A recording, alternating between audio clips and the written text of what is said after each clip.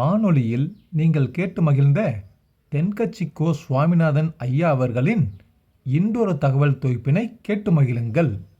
ஒரே ஒரு ஊரில் ஒரு ராஜா இருந்தார். அவர் பேரில் மக்களுக்கு ரொம்ப மரியாதை. அவ்வளவு நல்லா ஆட்சி புரிஞ்சுக்கிட்டு வந்தார். அவருக்கு வயசாயிட்டுது. அதனால் ஒரு நாள் அமைச்சரை கூப்பிட்டார். இதை பாருங்கள், எனக்கு வயசாயிட்டுது, அதனால் இந்த அரச பொறுப்பை எல்லாம் நீங்கள் ஏற்றுக்குங்க அப்படின்னார். அதுக்கப்புறம் ராணியை கூப்பிட்டார். வா, நாம் இனிமேல் இங்கே இருக்க வேணாம், காட்டுக்கு போய் தவம் பண்ணலாம் அப்படின்னு கூப்பிட்டார். இந்த செய்தி மக்களுக்கு அறிவிக்கப்பட்டது. மக்கள் உடனே கூட்டம் கூட்டமாக அரண்மனைக்கு வர ஆரம்பிச்சுட்டாங்க. மன்னரை போய் பார்க்குறாங்க. அரசே, தாங்கள் எங்களுக்கு தந்தை மாதிரி. நீங்கள் காட்டுக்கு போயிட்டால் நாங்கள்லாம் இங்கே எப்படி இருக்க முடியும்? எங்களுக்கெல்லாம் எந்த துன்பமும் இல்லாமல் பார்த்துக்கிட்டு வர்றீங்க. இது மாதிரியான ஒரு அரசாட்சி இல்லைன்னா மக்கள் வாழ்ந்து என்ன பயன் அப்படின்னாங்க. இருந்தாலும் என்ன பண்ணுறது, வயசாயிட்ட காரணத்தினால இந்த முடிவுக்கு வர வேண்டியிருக்குது அப்படின்னாரா ராஜா. அப்படின்னா நீங்கள் காட்டுக்கு போக வேணாம், நாங்கள் போகிறோம். நாங்கள் அங்கே போய் தவம் பண்ணுறோம், வழிபாடு பண்ணுறோம். கடவுள் வருவார், அவர்கிட்ட வரம் வாங்கிட்டு வந்துடுறோம் அப்படின்னாங்களாம். அப்படி சொல்லிவிட்டு உடனே எல்லாரும் காட்டுக்கு போனாங்க. நாட்டு மக்கள் எல்லாரும் ஒட்டு மொத்தமாக காட்டில் உட்காந்துக்கிட்டு தவம் பண்ணுறதை பார்த்தார் கடவுள். உடனே புறப்பட்டு வந்தார். எல்லாரும் இப்படி உட்காந்துருக்கிறீங்களே, என்ன வேணும் உங்களுக்கு அப்படின்னு கேட்டார். உடனே மக்கள் எல்லாரும் ஒரு குரலில் சொன்னாங்க, சுவாமி, எங்கள் மன்னன் ரொம்ப நாளைக்கு நல்லபடியாக இருக்கணும். அவர் மகிழ்ச்சியாகவும் உடல் நலத்தோடும் இருந்தால் தான் நாங்கள் அமைதியாக வாழ முடியும் அப்படின்னாங்க. சரி, அதுக்கு என்ன செய்யணும் அப்படின்னார் ஆண்டவன். எங்கள் மன்னருக்கு இன்னும் ஒரு 100 வருஷம் ஆயுளை கொடுங்க அப்படின்னாங்க. அவ்வளவு தானே, சரி அப்படியே ஆகட்டும் அப்படின்னு சொல்லிவிட்டு ஆண்டவன் போயிட்டார். மக்கள் மகிழ்ச்சியோடு திரும்பி வந்தாங்க. மன்னா, கடவுள் வரம் கொடுத்துட்டார், நீங்கள் 100 வருஷம் வாழ போகிறீங்க அப்படின்னாங்க. இதை கேட்டதும் ராணி ராஜாவை வணங்கி, நான் தவம் செய்ய போகிறேன் அப்படின்னு புறப்பட்டாங்க. உடனே மக்கள் என்ன நினச்சாங்க தெரியுமா? ஐயோ, நாம் ராஜாவுக்கு மட்டும்தானே நீண்ட ஆயுள் வேணும்னு வரம் வாங்கினோம், ராணிக்கு வாங்கலையே, அதுதான் கோபத்தில் புறப்பட்டாங்க போல இருக்கு அப்படின்னு நினச்சி வருத்தப்பட்டாங்க. ஆனால் ராணி நினச்சது அது இல்லை. ராணி போய் தவம் பண்ணாங்க, கடவுள் காட்சி கொடுத்தார். இவங்க கேட்குறாங்க, சுவாமி, ராஜாவுக்கு மட்டும் 100 வருஷம் ஆயுள்னு வரம் கொடுத்துட்டீங்க, அப்படின்னா குடிமக்களும் 100 வருஷம் இருக்கணும். இப்படிப்பட்ட குடிமக்கள் இல்லைன்னா அப்படிப்பட்ட அரசன் இருந்து என்ன பிரயோஜனம் அப்படின்னாங்களாம். ஆண்டவன் பார்த்தார். சரி, அவங்களும் 100 வருஷம் வாழ்வாங்க, அது மட்டும் இல்லை, நீயும் 100 ஆண்டு காலம் வாழ வரமளிக்கிறேன் அப்படின்னு சொல்லிவிட்டு மறைஞ்சிட்டார். இதில் ஆண்டவன் வர்றதும் மறையிறதும் முக்கியம் இல்லை. இதில் கவனிக்க வேண்டியது ஆள்கிறவனின் விசாலமானம், குடிமக்களின் விசாலமானம், ஆள்கிறவன் மனைவியினுடைய விசாலமானம். இப்படி ஒரு நாடு இருந்துட்டுதுன்னா எப்படி இருக்கும் வாழ்க்கை நினச்சி பாருங்க.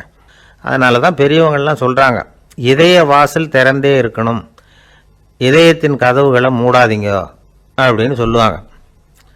என்கிட்ட ஒருத்தர் சொன்னார், என்னுடைய இதய வாசல் எப்பவும் திறந்தே தான் இருக்குதுன்னார். எதனால் அப்படி சொல்கிறீங்க அப்படின்னு கேட்டோம். டாக்டரே சொல்லிவிட்டார், என்னுடைய இதயத்தில் ஒரு ஓட்டை இருக்குது அப்படின்னு, வாழ்வு சரியில்லையா அப்படிங்கிறார். ராமகிருஷ்ணர் வாழ்ந்த காலத்தில் நடந்த ஒரு நிகழ்ச்சி இது. அப்போது ஒரு ஓவியர் இருந்தாராம்.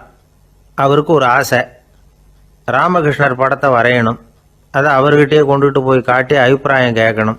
இதுதான் அந்த ஓவியரின் ஆசை. உடனே ராமகிருஷ்ணர் படத்தை வரைஞ்சி முடித்தார். அதை எடுத்துக்கிட்டு போனார். இவர் போன சமயம் அங்கே ராமகிருஷ்ணர் சீடர்களோடு உட்காந்துருக்கிறார். விவேகானந்தர் அங்கே இருக்கிறார். இந்த ஓவியர் கொண்டுகிட்டு போய் தான் வரைந்த ஓவியத்தை அவர்கிட்ட காட்டினார். ராமகிருஷ்ண பரமஹம்சரின் ஓவியத்தை ராமகிருஷ்ணர்கிட்டயே காட்டுறார். ராமகிருஷ்ணர் என்ன பண்ணார் தெரியுமா? அந்த படத்தை பார்த்தார். உடனே அது காலை தொட்டார். குருதேவருடைய இந்த செயல் சீடர்களுக்கு ரொம்ப வியப்பை உண்டு பண்ணிச்சு. சில பேர் மனசுக்குள்ளேயே ரொம்ப குழம்பி போக ஆரம்பிச்சிட்டாங்க, என்ன இப்படி பண்ணுறாருன்னு. என்ன இது அவரோட படம், அவரே அவரோட படத்தின் காலை தொடுறார் அப்படின்னு யோசிச்சாங்க.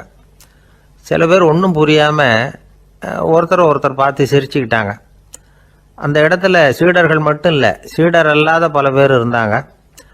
தன்னுடைய காலை தானே தொடர இவருடைய செயல் பற்றி என்ன நினைக்கிறது அப்படின்னு அவங்களும் குழம்பி போய் நிற்கிறாங்க. அந்த படத்தை வரைஞ்சி அவர்கிட்ட காட்டின அந்த ஓவியருக்கும் அதிர்ச்சி. இருந்தாலும் அவர் சீடர் கிடையாது.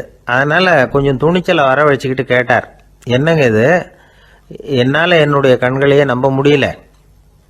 இது உங்கள் சொந்த உருவப்படம். நீங்கள் உங்கள் சொந்த கால்களையே தொடுறீங்க. இது எங்களுக்கு கொஞ்சம் சங்கடமாக இருக்குதே அப்படின்னார். ராமகிருஷ்ணரின் கண்களில் ஆனந்த கண்ணீர் வழிஞ்சுதான். அவர் சொன்னாராம், இது என்னோட படம்ங்கிறது எனக்கு தெரியும். ஆனால் இது என்னோட படம்ங்கிறதுனால நான் இதோட காலை தொடலை. நீ என்னுடைய சமாதி நிலையை இந்த படத்தில் படம் பிடிச்சி காட்டியிருக்கிற, அதனால் அதோட காலை தொடறேன். சமாதி நிலையில் யார் இருந்தாலும், அது என்னுடைய படமாக இருந்தாலும் சரி அல்லது வேறு யாருடைய படமாக இருந்தாலும் சரி, படம் யாருதுங்கிறது முக்கியம் இல்லை. இதில் எது முக்கியம்னா அது தன்னை உணர்ந்த ஒரு உணர்நிலையின் படம். அப்படி இருக்கிறப்போ அதோட காலை நான் தொடணும். அதுக்கு நீங்கள் எல்லாரும் ஏன் சங்கடப்படுறீங்கன்னு எனக்கு தெரியல அப்படின்னாராம். இப்போ தான் அங்கே இருந்த சீடர்களுக்கும் மற்றவங்களுக்கும் விவரம் புரிஞ்சுதான். இதுக்கு முன்னாடி யாரும் செய்யாததை இவர் செஞ்சிருக்கிறார், ஆனால் அவருடைய காரணம் ரொம்ப நியாயமானது அப்படிங்கிறத உணர்ந்தாங்களாம். இதுவரைக்கும் ஆன்மீகத்தில் சமாதி நிலை, அதாவது தன்னை உணர்ந்த நிலை பற்றி புரிஞ்சுக்கிட்டோம். இல்லறத்தில் ஏற்படக்கூடிய சமாதி நிலை பற்றி உங்களுக்கு தெரியுமா?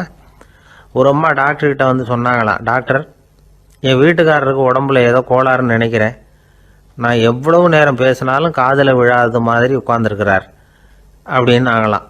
அதுக்கு அந்த டாக்டர் சொன்னாராம், அம்மா, அது உடம்பு கோளாறு இல்லை, அது ஒரு பெரிய திறமை அப்படின்னாராம்.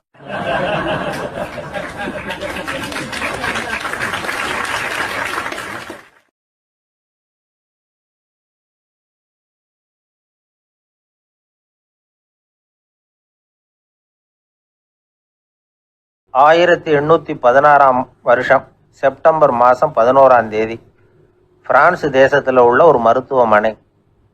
அங்கே ஒரு இளம் டாக்டர் கொஞ்ச நாளைக்கு முன்னாடி தான் அந்த ஆஸ்பத்திரியில் புதுசாக வேலைக்கு சேர்ந்துருக்கிறார்.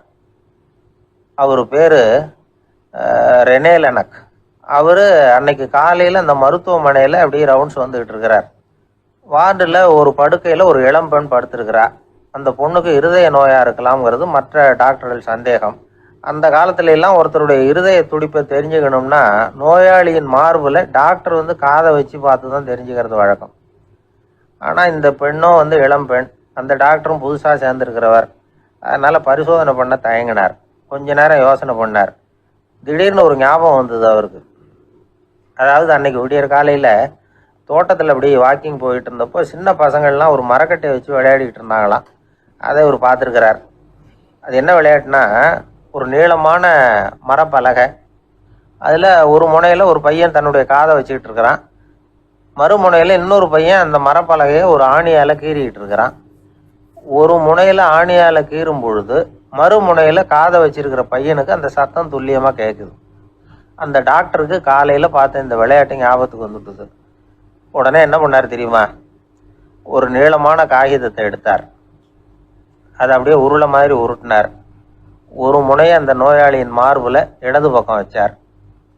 இன்னொரு முனையில் தன்னுடைய காதை வச்சார். என்ன ஆச்சரியம்! நோயாளியின் மார்பில் நேரடியாக காதை வச்சு கேட்குறத விட துல்லியமாக கேட்டுது இதய துடிப்பு. இதய துடிப்பு மட்டும் இல்லை, மூச்சு இழுத்து விடுறது, திரவ பொருள்களின் அசைவு, எல்லா சத்தமும் தெளிவாக கேட்குது. கிரேக்க மொழியில் ஸ்டெத்தாஸ் அப்படின்னா மார்பு, ஸ்கோப்பின் அப்படின்னா பார்ப்பதுன்னு அர்த்தம். அதனால் டாக்டர் ரெனே லெனக் தான் கண்டுபிடிச்ச கருவிக்கு ஸ்டெத்தஸ்கோப் அப்படின்னு பேர் வச்சார்.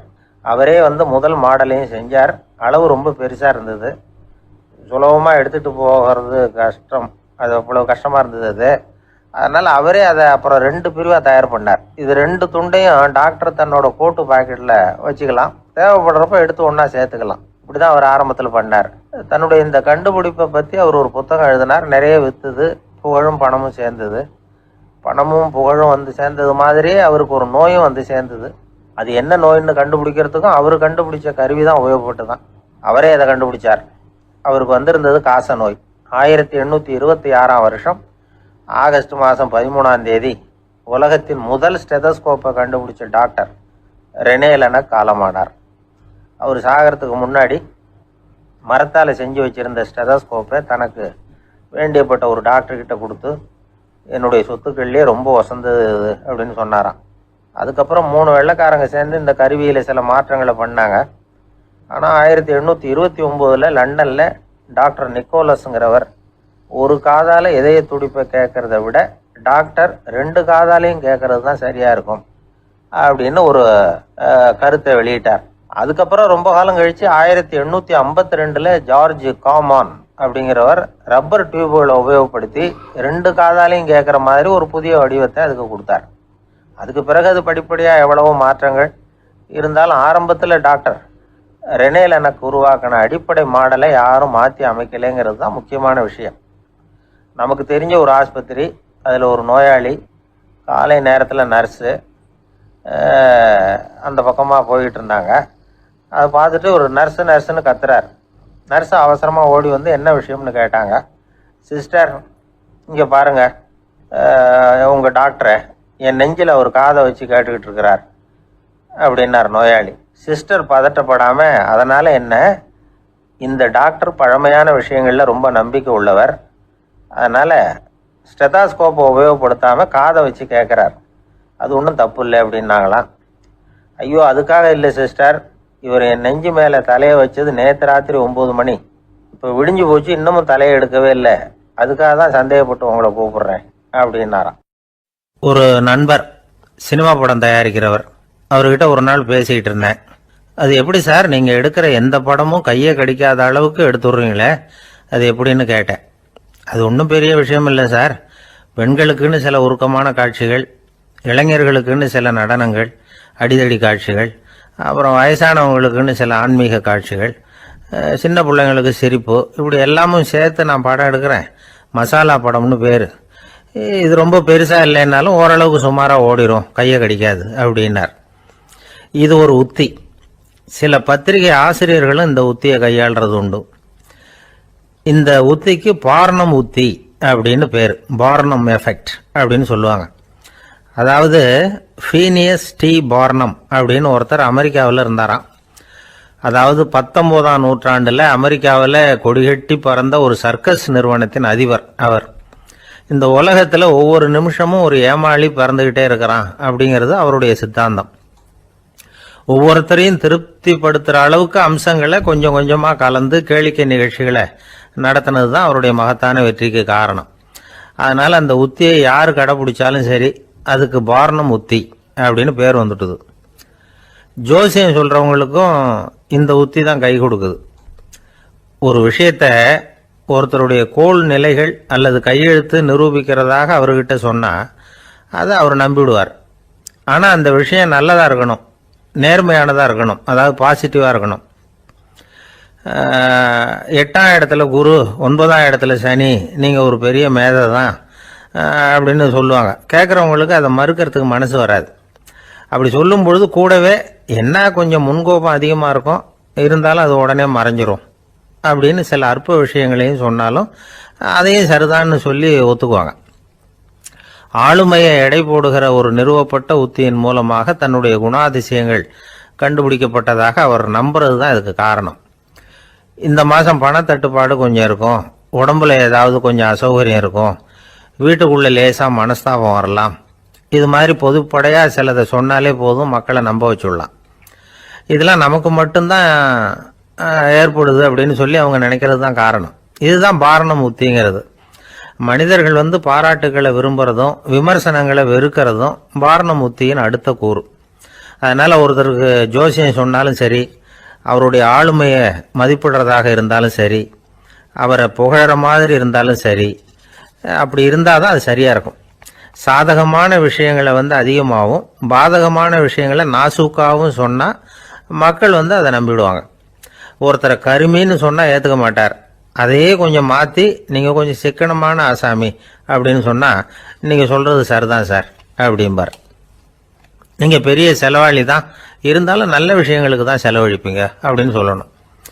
இப்படி இந்த பார்னம் உத்தியை கடைபிடிச்சி இன்னைக்கு வெற்றிகரமாக காலம் தள்ளுறவங்க நிறைய பேர் இருக்கிறாங்க. இந்த உலகத்தில் ஒவ்வொரு நிமிஷமும் ஒரு ஏமாளி பறந்துக்கிட்டே இருக்கிறான் அப்படிங்கிறது தான் ஃபீனியஸ் பார்னம் அவர்களுடைய நம்பிக்கை. அதை விட அடுத்தவங்களை ஏமாளியாக நினைக்கிற மனுஷர்கள் தான் இன்னைக்கு உலகத்தில் ரொம்ப அதிகம். ஒருத்தர் தன்னுடைய மேல் அதிகாரிகிட்ட போய், ஐயா ஒரு நாள் லீவு வேணும், என் தங்கச்சிக்கு கல்யாணம் அப்படின்னார். அவர் பார்த்தார், ஒரு 10 நிமிஷம் வெளியில் இருங்கன்னார். 10 நிமிஷம் கழித்து கூப்பிட்டார், இதை பாருங்க, நீங்கள் சொல்கிறது பொய், இப்போ உங்கள் தங்கச்சிக்கு ஃபோன் பண்ணேன், அவங்க தனக்கு 2 வருஷத்துக்கு முன்னாடியே கல்யாணம் ஆயிட்டதாக சொல்கிறாங்க அப்படின்னார்.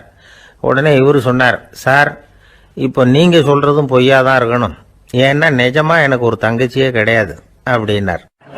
சில பேரை இப்படி சொல்கிறது உண்டு, அடுத்தவங்களை அனுசரித்து நடந்துக்க தெரியல, அவன் என்ன சார் மனுஷன் அப்படிம்பாங்க. சக மனிதர்களோட எப்படி பழகிறது அப்படின்னு தெரியாததுனாலேயே பல பேர் இன்னைக்கு சங்கடப்பட்டுக்கிட்டு இருக்கிறாங்க. வசதி வாய்ப்பெல்லாம் சரியாக இருக்கும், ஆனால் வாழ்க்கை சரியாக இருக்காது. இன்னொருத்தர்கிட்ட எப்படி பேசுறது பழகிறதுங்கிறது தெரியாததுனால தான் இந்த அவஸ்தை. சரி, இந்த அவஸ்தை இல்லாமல் வாழறது எப்படி? இதுக்கு அனுபவசாலிகள் சில வழிமுறைகளை சொல்கிறாங்க. அதெல்லாம் என்னென்னங்கிறத இப்போ தெரிஞ்சுக்குவோம். முதல்ல நம்ம நாக்கு நம்ம கண்ட்ரோலில் இருக்கணும். வார்த்தைகளை கொட்டி விட்டு அதுக்கப்புறம் அள்ள முடியாமல் கடந்து கஷ்டப்படக்கூடாது. எப்படி பேசுகிறோங்கிறதும் முக்கியம், பேசுகிறப்ப எப்படி முகத்தை வச்சிருக்கிறோங்கிறதும் முக்கியம்.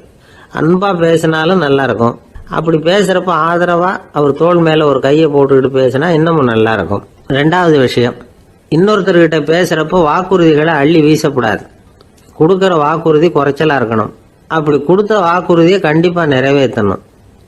நாம் ஒருத்தரை பாராட்டுறோம் அல்லது அவரை பற்றி அபிப்பிராயம் சொல்கிறோம்னா அது ஆக்கப்பூர்வமாக இருக்கணும். நம்ம பாராட்டு அல்லது விமர்சனம் அடுத்தவருடைய முன்னேற்றத்துக்கு உதவுறது மாதிரி இருக்கணும். நாம் சொல்கிறத கேட்டுட்டு அவன் தலையில் கையை வச்சுட்டு உட்காந்துடக்கூடாது. எப்பவும் உற்சாகமாக இருக்கணும், முகம் மலர்ச்சியாக இருக்கணும். மனுஷன் இருந்தால் வருத்தம், கவலை, ஏமாற்றம் எல்லாம் இருக்க தான் செய்யும். அதெல்லாம் மனசில் இருக்கட்டும். அந்த வருத்தமும் கவலையும் ஏமாற்றமும் சேர்ந்துக்கிட்டு நம்ம முகத்தில் இருக்கிற மலர்ச்சியை மூடி மறைக்கிறதுக்கு நாம் இடம் கொடுத்துடக்கூடாது. எந்த விஷயத்தை பற்றி யாருக்கிட்ட பேசினாலும் வெளிப்படையாக பேசணும், திறந்த மனசோட பேசணும். மூடி மறைச்சி முன்னு மூங்கிக்கிட்டு இருக்கக்கூடாது. இன்னொருத்தர்கிட்ட பேசுகிறப்போ விவாதம் பண்ணுங்க, அது தப்பு இல்லை. ஆனால் வாதாடிக்கிட்டு இருக்கக்கூடாது. அதாவது என்ன சொல்கிறாங்கன்னா, டிஸ்கஸ் பண்ணலாம், ஆர்கியூ பண்ணக்கூடாதான். நம்மக்கிட்ட இருக்கிற நல்ல குணங்களை நாம் எடுத்து சொல்லிகிட்டு இருக்கக்கூடாது. அந்த நல்ல குணங்களே நம்மளை பற்றி எடுத்து சொல்லணும், அது மாதிரி நடந்துக்கணும். அதே மாதிரி அடுத்தவங்க கிட்ட உள்ள கெட்ட குணங்களை பற்றி அவசியம் இல்லாமல் நாம் பேச வேண்டியதில்லை. உங்களை பற்றி யாராவது தப்பாக பேசுகிறாங்களா, அப்படி அவங்க பேசுகிறதுல உண்மை இல்லையா அப்படின்னா அதை நீங்கள் பொருட்படுத்த வேண்டியதில்லை, விட்டுடலாம். அது தானாக போயிடும். ஒரு 4-5 பேரோட பேசிக்கிட்டு இருந்தீங்கன்னா எல்லாருக்கும் முக்கியத்துவம் கொடுங்க, யாரையும் அலட்சியப்படுத்தாதீங்க. தமாஷா பேசலாம், ஆனால் அவங்க தமாஷ் அடுத்தவங்களை கேலி பண்ணுறதா இருக்கக்கூடாது. நமக்கு கிடைக்க வேண்டியது கிடைக்கலையே அப்படிங்கிற தவிப்பு நம்மக்கிட்ட இருக்கக்கூடாது, அது தேவையில்லை. உங்கள் செயல்பாடுகள் தெளிவாக இருக்கட்டும், பாராட்டு தானாக அவங்கள தேடிட்டு வரும்.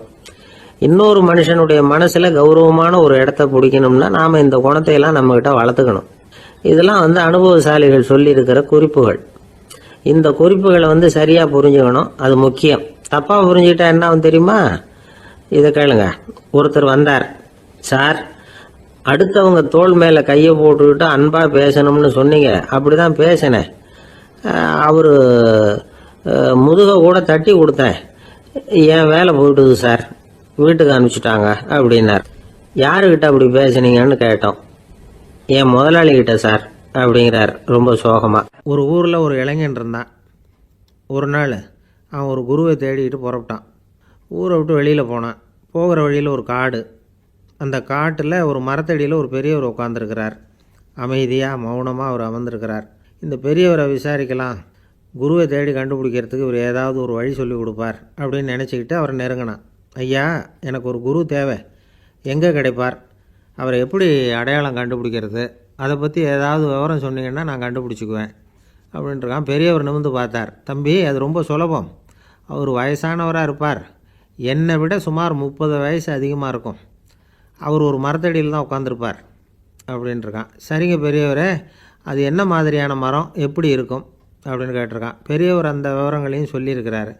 அது மட்டும் இல்லை, சந்திக்கிற நாள், நேரம், வினாடி முதற்கொண்டு எல்லா விவரங்களையும் துல்லியமாக சொன்னாராம். இவ்வளவு விவரங்களை இவரால் எப்படி சொல்ல முடியுது அப்படின்னு இவனுக்கு ஆச்சரியம். இருந்தாலும் அந்த பெரியவர் கடைசியாக ஒரு விவரம் சொன்னார்.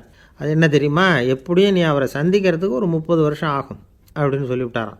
ரொம்ப நன்றிங்க பெரியவரே அப்படின்னு சொல்லிவிட்டு அந்த இளைஞன் புறப்பட்டுருக்கான். இப்போ அவனுக்கு குரு பற்றின விவரம் எல்லாம் கிடச்சிட்டுது, சந்திக்கிற நேரமும் தெரிஞ்சுட்டுது. ஆனால் 30 வருஷம் அவரை தேடி அலைய வேண்டியிருக்குமே. அவன் தேட ஆரம்பித்தான். காடு மலை எல்லாம் சுற்றி அலைஞ்சான். பல வருஷங்கள் தேடினான், அழுத்து போயிட்டான். கடைசியில் அவனுக்கும் வயசாகிட்டுது. கடைசியில் தன்னுடைய சொந்த ஊருக்கே திரும்பி போய்கிட்டு இருந்தான். அங்கே ஒரு மரத்தடியில் அவன் தேடிக்கிட்டு இருந்த குருநாதர் கிடைச்சார். யார் அவருன்னா, 30 வருஷத்துக்கு முன்னாடி வழி சொல்லி கொடுத்தாருல அதே பெரியவர். அவருக்கு இப்போ 30 வயசு அதிகமாக இருந்தது. அதே மரம். அன்னைக்கு பெரியவர் சொன்ன அடையாளம் இப்போ பொருத்தமாக இருந்தது. இப்போ அந்த பெரியவர் சொன்னார், சரியாக வந்து சேர்ந்துட்டேன், வா, உனக்காக தான் நான் இவ்வளவு காலமும் காத்துக்கிட்டு இருந்தேன் அப்படின்னாராம். என்ன சொல்கிறீங்கன்னு இருக்கான். 30 வருஷத்துக்கு முன்னாடி என்கிட்ட வந்தியே, அப்போவே என் காலம் வந்து முடிஞ்சு போயிருந்தது.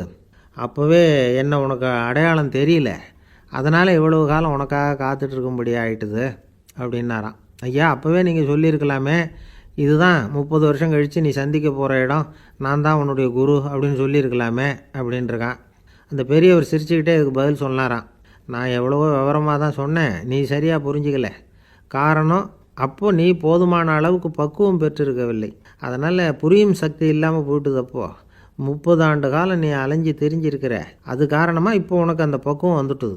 அதனால தான் அடையாளம் காண முடிஞ்சுது, நானே உன்னுடைய குரு அப்படின்னாராம். இதிலேருந்து என்ன தெரியுதுன்னா, ஆன்மீகத்தில் மாணவனாக சேர்றதுக்கு கூட ஒரு பக்குவத்தன்மை தேவைப்படுது. ஒரு பெரிய ஞானி, அவர்கிட்ட சீடனாக இருக்க ஒருத்தன் வந்தான், எதிரில் நின்னான். ஞானி அவனை வெகு நேரம் உற்று பார்த்தார். அப்புறம் சொன்னார், சீடனாக இருக்கிறது ரொம்ப சிரமம்னார். நான் தயாராக இருக்கிறேன்னா. அது இன்னமும் சிரமமாச்சே, இங்கே வந்து குருவாக இருக்கிறது மட்டுமே சுலபம் அப்படின்னாராம். அப்படின்னா நான் குருவாகவே ஆயிடுறேன் அப்படின்னானா. இது போலவே இந்த காலத்தில் கதை ஒன்று உண்டு. ஒரு பள்ளிக்கூடத்தில் வகுப்பு ஆசிரியர் மாணவனை திட்டிக்கிட்டு இருந்தார். டேய், நீ 100க்கு 10 மார்க்கு தான் வாங்கிக்கிட்டு இருக்க. இவ்வளவு மோசமாக நீ படித்தா கடைசியில் மாடு மேய்க்கிறது கூட லாய்க்கு இல்லாதவனா ஆகிடுவேன். அதுக்கப்புறம் என்ன செய்ய போகிற அப்படின்னாராம். பையன் தலையை சொரிஞ்சிக்கிட்டே சொன்னானா, சார் அப்படின்னா ஒன்று செய்கிறேன் அப்படின்னானா. இவர் கேட்டிருக்கார், என்ன செய்ய போகிறேன்னு. வேறு என்ன சார், உங்களை மாதிரி ஒரு ஆசிரியர் ஆகிடுறேன் அப்படின்னானா. காசியில் இருக்கிற கடவுள் காசி விஸ்வநாதர், அங்கே இருக்கிற தேவி காசி விசாலாட்சி. இவங்க 2 பேரும் ஒரு நாள் பேசிக்கிட்டு இருந்தப்போ கடவுள் சொன்னார், இந்த மனிதர்களை நாம் ரொம்பவும் நம்பிக்கையோடு தான் படைச்சிருக்கிறோம். இருந்தாலும் அவங்களுக்கு தான் நம்பிக்கை இல்லை, எதுலேயும் ஒரு உண்மையான நம்பிக்கை இல்லாமல் வாழ்ந்துக்கிட்டு இருக்கிறாங்க அப்படின்னார். என்ன அப்படி சொல்கிறீங்க? அதை பாருங்கள், எவ்வளவு பேர் காசியை தேடிட்டு வந்து கங்கையில் குளிச்சுக்கிட்டு இருக்கிறாங்க. அவங்களெலாம் நம்பிக்கை இல்லைன்னா இவ்வளவு தூரம் தேடிட்டு வந்து இங்கே குளிப்பாங்களா அப்படின்னு நாங்கள் தேவி. சரி, அதை சோதித்து பார்க்கலாம் அப்படின்னு 2 பேரும் முடிவு பண்ணிக்கிட்டாங்க. உடனே ஒரு திட்டம் போட்டாங்க. அது எப்படின்னா, நாம் 2 பேருமே பக்தர்கள் மாதிரி உருவத்தை மாற்றிக்கிட்டு கங்கை கரைக்கு போக வேண்டியது. நான் வந்து கங்கையில் இறங்கி குளிக்கிறேன். கொஞ்ச நேரத்தில் சுழலில் மாட்டிக்கிட்டது மாதிரி நடிக்கிறேன். நீ உடனே கரையிலிருந்து சத்தம் போடும், என்னோடய வீட்டுக்காரரை யாராவது காப்பாற்றுங்களேன்னு சத்தம் போடும். அதோடு இன்னொன்று சொல்லு, யாராவது ஒரு புண்ணிய ஆத்மா அவர்கிட்ட போய் அவருடைய முடியை பிடிச்சி இழுக்கணும். அப்படி ஒரு சாபம் இருக்குது எங்களுக்கு. புண்ணிய ஆத்மா, அதாவது எந்த பாவமும் இல்லாத ஒருத்தர் தான் அவரை காப்பாற்ற முடியும். அப்படிப்பட்டவங்க யாராவது வெள்ளத்தில் குதித்து என்னுடைய கணவரை காப்பாற்றுங்கோ அப்படின்னு நீ சத்தம் போடு, கூச்சல் போடு, என்ன நடக்குதுன்னு பார்க்கலாம் அப்படின்னார் கடவுள். சரின்னு சொல்லி 2 பேருமா சாதாரண பக்தர்கள் மாதிரி கங்கை கரைக்கு வந்து சேர்ந்தாங்க. அவர் இறங்கி குளித்தார். திட்டம் போட்டது மாதிரியே சுழலில் மாட்டிக்கிட்டது மாதிரி கத்துனார். கரையில் இருந்த அந்த அம்மா, ஐயோ என் கணவரை காப்பாற்றுங்களேன், யாராவது காப்பாற்றுங்களேன்னு கத்துனாங்க. பல பேர் ஓடி வந்தாங்க. உடனே இவங்க, பாவம் இல்லாத புண்ணிய ஆத்மா ஒருத்தரால் தான் என்னுடைய கணவர் காப்பாற்றப்படணுங்கிறது விதி, அப்படி ஒரு சாபம் இருக்குது, அதனால் புண்ணிய ஆத்மா யாராவது அவர்கிட்ட போய் அவர் முடியை பிடிச்சி தூக்கினா அவரை காப்பாற்றி விடலாம் அப்படின்னாங்க. இவங்க இப்படி சொன்னதும் எல்லாரும் திகைச்சு போய் நின்றுட்டாங்க. ஒவ்வொருத்தருக்கும் அவங்க செஞ்ச பாவம்லாம் ஒவ்வொன்றா ஞாபகத்துக்கு வர ஆரம்பிச்சுட்டுது. சரி, இதுக்கு நாம் லாயக்கு இல்லை அப்படின்னு சொல்லி ஒதுங்கி போக ஆரம்பிச்சிட்டாங்க எல்லாம். இந்த சமயத்தில் யாரோ ஒருத்தர் வேகமாக ஓடி வந்தார். ஆற்றுல குதிச்சார். அவர்கிட்ட போனார், முடியை பிடிச்சார், தூக்கினார், அவரை காப்பாற்றி கரைக்கு கொண்டுட்டு வந்துட்டார். அப்படி காப்பாற்றின அந்த ஆளை இவங்க 2 பேரும் தனியாக கூப்பிட்டுக்கிட்டு ஒரு மண்டபத்துக்கு வந்துட்டாங்க. வந்து விசாரிக்கிறாங்க. நீ யாருப்பா அப்படின்னு கேட்குறாங்க. ஏதும் தெரியாத மாதிரி. நான் இந்த ஊர் அன்ன சத்திரத்தில் வேலை செய்கிற ஒரு சமையல்காரன் அப்படிங்கிறார். நீ வந்து கங்கையில் குளிக்கிறது உண்டான்னு கேட்டிருக்காங்க. நான் இந்த ஊர்லேயே தான் இருக்கிறேன், இருந்தாலும் தினமும் கங்கையில் குளிக்கிறதில்ல, எப்பாவது ஒரு நாள் அங்கே குளிப்பேன் அப்படின்னார். கங்கையில் மூழ்கி எழுந்திரிச்சா பாவம்லாம் தொலையும்னு சொல்கிறாங்க. அப்படி இருக்கிறப்போ அங்கே இன்றைக்கி கங்கையில் குளிச்சுக்கிட்டு இருக்கிறவங்கெல்லாம் தங்களை புண்ணிய ஆத்மாவா நினைக்கல. கங்கையில் குளிக்காத நீ உன்னை புண்ணிய ஆத்மாவா நினச்சி என்னை காப்பாற்ற வந்திருக்கிற, அது எப்படி அப்படின்னு கேட்டார். அதுக்கு அந்த ஆள் சொல்கிறான், கங்கையில் குதித்ததுக்கு அப்புறம் தானே உங்களை காப்பாற்ற போகிறோம். அப்படி குதிக்கும் பொழுது என்னுடைய பாவம்லாம் போயிருக்கும்ல, நான் புண்ணிய ஆத்மாவாக ஆயிருப்பேனே, அதனால தான் துணிஞ்சு உங்களை காப்பாற்றினேன் அப்படின்னா. கடவுளும் தேவியும் அவனுக்கு காட்சி கொடுத்தாங்களாம். இப்படி ஒரு கதை உண்டு. அதாவது கங்கையில் குளிச்சுக்கிட்டு இருக்கிறவங்களுக்கே தங்களுடைய பாவம் போகுங்கிற நம்பிக்கை பரிபூர்ணமாக இல்லை. குளிக்காத ஒருத்தனுக்கு அந்த நம்பிக்கை இருந்தது. அதனால் அவனால் கடவுளை பார்க்க முடிஞ்சது. கடவுளை நாமளும் பார்க்க முடியுமா முடியாதா அப்படிங்கிற குழப்பம்லாம் நமக்கு வேண்டியதில்லை. நம்பிக்கையோடு வாழணுங்கிற உண்மையை மட்டும் இந்த கதையிலேருந்து புரிஞ்சுக்கிட்டால் போதும். ஏன்னா இந்த கதையை கேட்டுட்டு ஒரு நண்பன் குதர்க்கமாக ஒரு கேள்வி கேட்டான். ஏன் சார், கங்கையில் குளித்தா பாவம் போயிடும்னு சொல்கிறீங்களே, நான் எனக்கு வேண்டாத ஒருத்தனை அழைச்சிட்டு போய் கங்கையிலேயே தள்ளி விட்டுட்டு அதுக்கப்புறம் அங்கேயே முழுக்க போட்டுட்டு நான் செஞ்ச பாவத்தை அதுலேயே கழுவி விட்டுட்டு மறுபடியும் உங்ககிட்ட வந்துடுறேன்னு வச்சுக்கோங்க, நீங்கள் என்னை புண்ணிய ஆத்மான்னு ஏற்றுக்குவீங்களா அப்படிங்கிறான். ஆள் கொஞ்சம் அசந்தான் நம்மளே அங்கே அழைச்சிட்டு போனாலும் போயிடுவான். ஒரு மனுஷனுக்கு 3 விதத்தில் கர்வம் உண்டாகிறதுக்கு வாய்ப்பு உண்டு. பணம், பதவி, புகழ். பணம் அதிகமாக வந்தால் கர்வம் வரலாம், பதவி பெருசாக வந்துட்டுதுன்னா கர்வம் வரலாம், புகழ் அதிகமாக போனாலும் கர்வம் வரலாம். இந்த 3 வகையான கர்வத்துக்கும் இடம் கொடுக்காமல் இருக்கிறாங்க பாருங்கள், அவங்க தான் சிறந்த மனிதர்கள். ஒரு பெரிய பொறுப்பில் இருக்கிறவங்களுக்கு கர்வம் வந்துடக்கூடாது. அப்படி வந்துட்டுதுன்னா அது எல்லாருக்கும் இடைஞ்சல். ஒரு ராஜா இருந்தார். அவர் ஒரு நாள் தன்னுடைய தலைநகரத்தை சுற்றி வந்துக்கிட்டு இருந்தார். ஒரு இடத்துல ஒரு அழகான நிலத்தை பார்த்தார். ஆஹா, இந்த இடத்துல நமக்குன்னு ஒரு மாளிகையை கட்டினா எவ்வளோ நல்லாயிருக்கும் அப்படின்னு நினச்சார். ராஜா நினச்சா அது முடியாத காரியமா? சரி, இந்த நிலம் யாருக்கு சொந்தம்னு விசாரிங்க அப்படின்னார் பக்கத்தில் இருந்தவங்கக்கிட்ட. அவங்கெல்லாம் ஓடி போய் விசாரித்தாங்க. அந்த இடம் ஒரு வயசான கிழவிக்கு சொந்தம், வயசான அம்மாவுக்கு சொந்தமாக. அந்த அம்மா தான் அதில் ஒரு குடிசையை போட்டு குடியிருந்துக்கிட்டு இருக்கிறாங்க.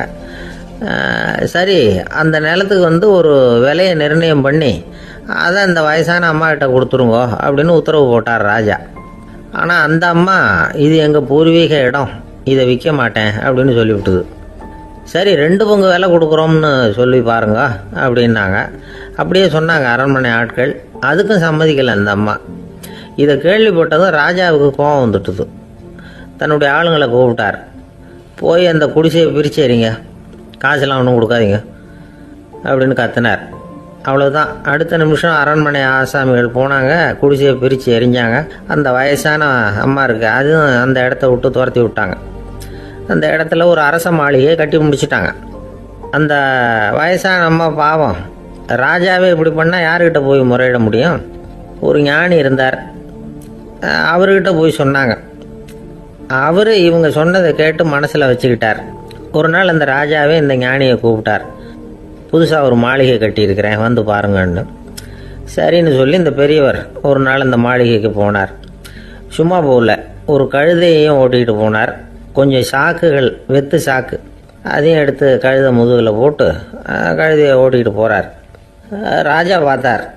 அவருக்கு இது ஆச்சரியமாக இருந்தது. என்ன இது, மாளிகைக்கு வந்துட்டு போங்கன்னு கூப்பிட்டா கழுதை, சாக்கு இதெல்லாம் கொண்டு வராரு, ஒன்றும் புரியலையேன்னு நினச்சார். எதுக்காக இதெல்லாம்னு கேட்டார். அரசருடைய தோட்டத்திலேருந்து கொஞ்சம் மண் எடுத்துகிட்டு போகிறதுக்கு ஆசைப்பட்றேன், அதுக்கு நீங்கள் அனுமதி கொடுக்கணும் அப்படின்னாரு இவர். இது என்ன வேடிக்கையான கோரிக்கையாக இருக்குது அப்படின்னு நினச்சார் ராஜா. இருந்தாலும் மண் தானே கேட்குறாரு, எடுத்துகிட்டு போகட்டுமே அப்படின்னு நினச்சார். சரின்னு அனுமதி கொடுத்தார்.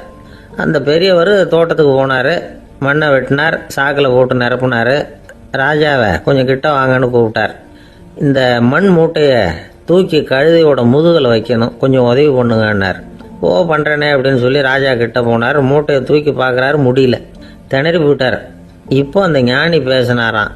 அரசே, இந்த ஒரு சாக்கு மண்ணையே உங்களால் தூக்க முடியல, அந்த கிழவிகிட்ட இருந்து அந்த அக்கிரமமாக அபகரித்த இந்த தோட்டம் பூராவையும் சுமக்கணும்னு ஆசைப்படுறீங்களே, அது உங்களால் முடியுமா அப்படின்னு கேட்டாராம். ராஜா யோசனை பண்ண ஆரம்பித்தார். தன்னுடைய செயலுக்காக வருத்தப்பட்டாராம். அந்த வயசான அம்மாவை உடனடியாக வரவழைச்சார். தாயே, தப்பு பண்ணிட்டேன், என்னை மன்னிச்சுக்குங்க, இன்னையிலேருந்து இந்த மாளிகையும் தோட்டமும் உங்களுக்கு தான் சொந்தம் அப்படின்னு சொல்லிவிட்டாராம். போகிறப்ப இந்த உலகத்திலேருந்து எண்ணத்தை எடுத்துகிட்டு போக போகிறோம், அதனால் ரொம்பவும் அலட்டிக்க வேண்டியதில்லை, கர்வப்பட வேண்டியதில்லை அப்படிங்கிறது ஒரு பெரிய உபதேசம். ஒரு பெரிய மனுஷன் சாக கிடந்தார், ரொம்பவும் அழுதார். ஏன் அழறீங்க அப்படின்னு கேட்டாங்க சுற்றி இருந்தவங்க. நான் சாகிறதுக்காக கவலைப்படலை, நான் நம்ம ஜனங்களுக்காக எவ்வளவோ காரியம்லாம் செஞ்சுக்கிட்டு வந்தேன். நான் செஞ்சுக்கிட்டு வந்த சேவையை இனிமேல் யார் செய்ய போகிறாங்க, அது யாரால் முடியும், அதை நினச்சி தான் அழறேன் அப்படின்னாராம். ஒருத்தர் முன்னாடி வந்தார். அதுக்காக நீங்கள் கவலைப்படாதீங்க, உங்கள் சேவையை தொடர்ந்து செய்கிறதுக்கு என்ன மாதிரி இளைஞர் பட்டாலும் தயாராக இருக்குது, இருந்தாலும் எங்கள் கவலை என்னென்னா அப்படின்னு இழுத்தார். என்ன சொல்லுங்கன்னு கேட்டார் அவர். நீங்கள் இது வரைக்கும் என்ன சேவை செஞ்சுக்கிட்டு வந்தீங்க, அதுதான் எங்களுக்கு இன்னமும் புரியாத புதிராக இருக்குது அப்படின்னாராம் அவர்.